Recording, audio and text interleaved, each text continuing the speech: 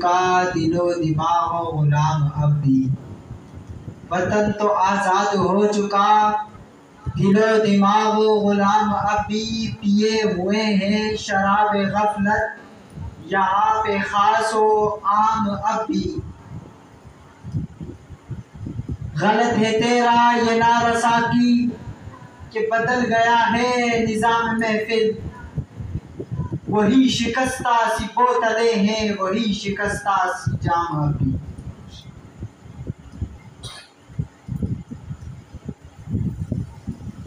میرے میں خانہ وطن کا وہی ہے کہنا نظام اب بھی، کسی پہ جامے شراب جائز کسی پہ پانی حرام اب بھی۔ اور وہ مرد نہیں جو ڈر جائے حالات کے خونی منظر سے، جس حال میں جینا مشکل ہو اس حال میں جینا لازم ہے۔ یہ جو بر صغیر ہند و پاک کی آزادی ہے، اس کے پیچھے علماء کے خون کی ایک وادی ہے۔ میرے واجب الاحترام قابل صد احترام معزز مکرم محترم ذی وقار عزیز ساتھیوں، آج کی میری تقریر کا عنوان کہ پاکستان کی آزادی کا مقصد اور اس میں علماء کا کردار۔ مجھ سے قبل کافی احباب نے اپنے اپنے انداز میں جو موضوعات ان کو دیے گئے تھے اس پر انہوں نے گفتگو کی، اور آپ حضرات نے سنی اور توجہ سے سنی ماشاءاللہ۔ اب کوشش کریں بندہ ناچیز کی گفتگو کی توجہ سے سنیں۔ میرے دوستو، پاکستان کا مقصد کیا ہے؟ پاکستان آزاد کیوں ہوا؟ اس مقصد کے اندر کئی عنوانات ہیں۔ اس میں یہ عنوان بھی آتا ہے کہ پاکستان آزاد کیوں ہوا؟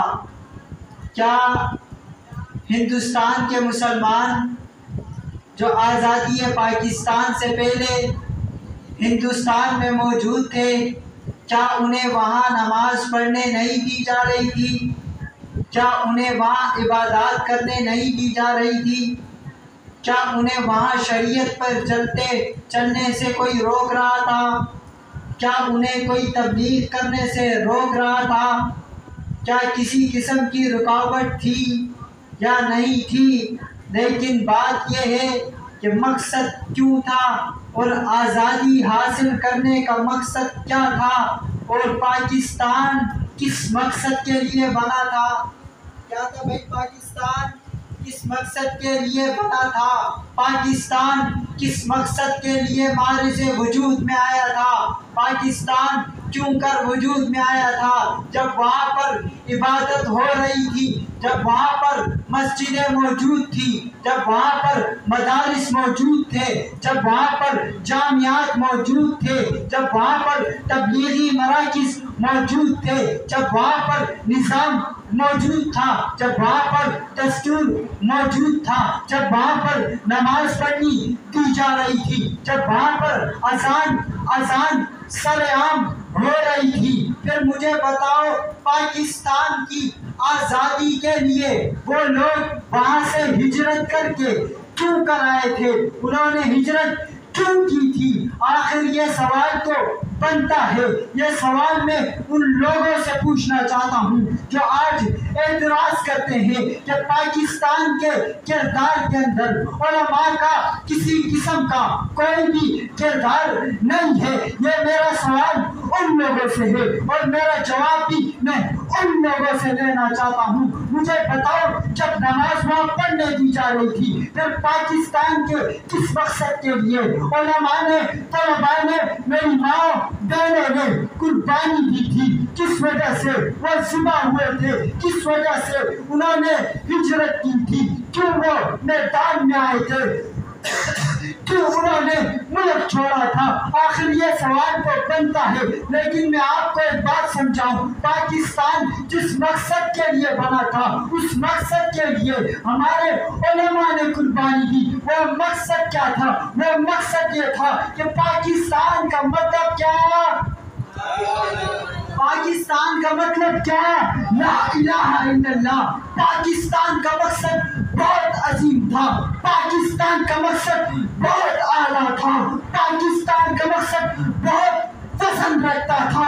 اس لیے وہاں کے مسلمانوں نے سب کچھ ظلم برداشت کر لیا، لیکن پاکستان کی آزادی کے لیے اپنا سب کچھ قربان کر کے، اپنے ملک کو چھوڑ کر، اپنے وطن کو چھوڑ کر، اپنے ماحول کو چھوڑ کر، اپنے گھر کو چھوڑ کر، اپنے دوستوں کو چھوڑ کر، اپنے رشتہ داروں کو چھوڑ کر پاکستان کی طرف ہجرت کیا کہ پاکستان کا مطلب لا الہ الا اللہ ہے۔ انہوں نے یہ عزم کر دیا کہ اس لا الہ الا اللہ کی وجہ سے اگر ہم مارے جائیں گے تو ہم اپنی جان دینا ہمیں قبول ہے، ہم اپنی جان دینا منظور کر لیں گے، ہم اپنے آپ کو قربان کرنا منظور کر لیں گے، اگر ہمیں ذبح کر دیا جائے ہم منظور کر لیں گے، اگر ہمیں قربانی کسی قسم کی بھی دینی ہو تو ہم قابل قبول قربانی دے دیں گے، کٹ جائیں گے، ذبح ہو جائیں گے۔ صرف مقصد کیا تھا؟ کیا تھا؟ کیا یہاں کوئی چھولے بڑھ رہے تھے؟ وہ مقصد لے کر آئے تھے، انہوں نے مقصد دیکھا تھا۔ اس کے بعد میں اگلے عنوان پر چلنا چاہتا ہوں۔ جو لوگ کہتے ہیں پاکستان میں علماء کا کردار نہیں، میں انہیں گنوانا چاہتا ہوں۔ 1857 سے لے کر 1947 تک ہمارے علماء کی پے در پہ قربانی ہے۔ ایک انار کے درخت کے نیچے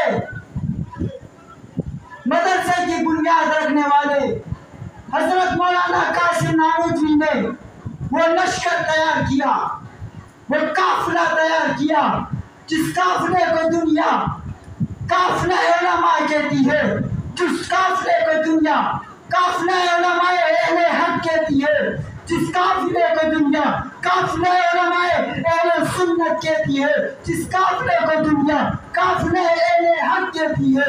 جی ہاں، وہ علماء نکلے ہیں۔ وقت مختصر ہے، میں علماء کا نام لیتا ہوں اور آگے بڑھتا ہوں۔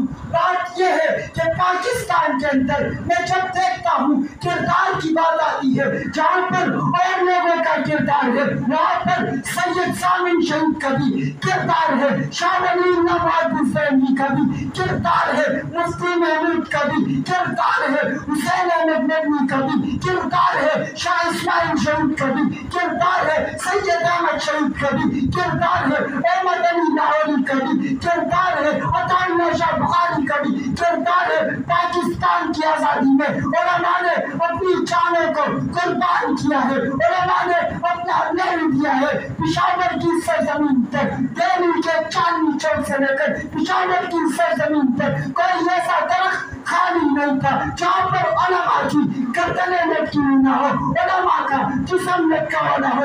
اور 80,000 علماء نے اپنی جانوں کا نذرانہ پیش کر دیا، کیلے کی کڑائیوں میں چھلانگ مار دی اور دشمن کو کہہ دیا اگر تم ہمیں جس مقصد سے روکنا چاہتے ہو اور تم کوشش کر لو، روک لو، ہم رکنے والے نہیں ہیں بلکہ ہم کٹنے والے ہیں، ہم رکنے والے نہیں ہیں بلکہ ہم ذبح ہونے والے ہیں، ہم رکنے والے نہیں ہیں بلکہ ہم جس مقصد کے لیے نکلے ہیں، جس عنوان کے لیے نکلے ہیں اس عنوان کو پورا کر کے کم لیں گے۔ انشاءاللہ ہم بھی ان علماء کی، ان شہداء کی، ان ماؤں، ان بہنوں، ان جوانوں، ان بزرگوں، ان مہاجرین کی روح سے وعدہ کرتے ہیں۔ 70 سال 74 سال گزر چکے ہیں، یہ ملک جس مقصد کے لیے بنا تھا وہ مقصد پورا نہیں کیا جا رہا۔ انشاءاللہ اس مقصد کو بھی اگر پورا کرنے والی کوئی ٹیم ہوئے گی، اس مقصد کو اگر پورا کرنے والا کوئی گروہ ہوگا، کوئی طبقہ ہوگا، وہ علماء کا ہوگا انشاءاللہ۔ وہ کس کا ہوگا؟ علماء کرام کا ہوگا۔ وہ کس کا ہوگا؟ علماء کرام کا ہوگا، علماء کا ہوگا۔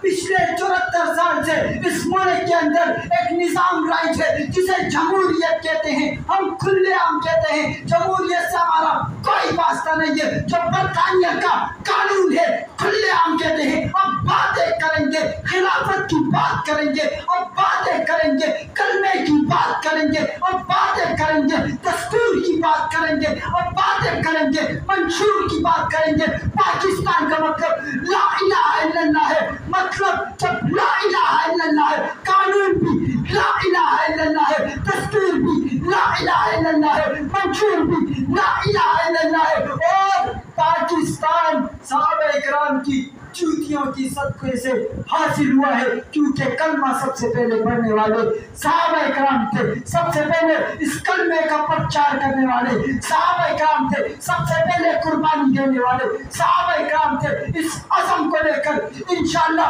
ہم نکلیں گے اس ملک کے اندر جب صحابہ کی بات آئے گی صحابہ کی بات کریں گے کسی شخص کی پرواہ نہیں کریں گے کسی گروہ کی پرواہ نہیں کریں گے کہ تم کیا بول رہے ہو ہم حق بات کریں گے اگر دشمن قادیانیت کی صورت میں آئے گا اس کے مد مقابل کھڑے ہو جائیں گے ہم حق بات کہیں گے اگر دشمن رافضیت کی صورت میں آئے گا اس کے مد مقابل کھڑے ہو جائیں گے اگر دشمن ابو بکر صدیق رضی اللہ عنہ کی صورت میں ان کی مخالفت کرنے میں اتر آئے گا انشاءاللہ اس کے مقابلے میں بھی کھڑے ہو جائیں گے ہمارے خطبہ اس کے مقابلے میں کھڑے ہو کر اس کو جواب دیں گے اگر دشمن عمر کا آئے گا اس کو بھی جواب دیا جائے گا اگر دشمن عثمان کا آئے گا اس کو بھی جواب دیا جائے گا اگر دشمن علی کا آئے گا اس کو بھی جواب دیا جائے گا اگر دشمن معاویہ کا آئے گا تو اس کو بھی جواب دیا جائے گا اگر دشمن اسلام کا آئے گا اس کو بھی جواب دیں گے جان کا